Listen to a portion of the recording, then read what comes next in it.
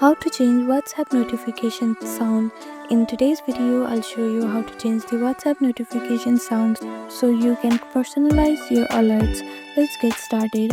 First, make sure you have downloaded WhatsApp on a device. For iPhone user, you can download it from App Store, and for Android user, you can download it from Google Play Store.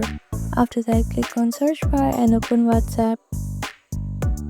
Then tap the three dots in the top right corner on Android or settings gear icon at the bottom right on iPhone. Next, tap on notifications to access your notification settings. Under message notification, tap notification tone on Android or sound on iPhone. Pick your favorite sound from the list. On Android, you can even select custom sounds saved on your device. Once you select the sound, just go back or tap OK to save your choice. And that's it. This is how you change your WhatsApp notification sound. Thank you for watching this video. Please do not forget to like, share and subscribe to our channel, and comment down below if you have any other queries. Thank you.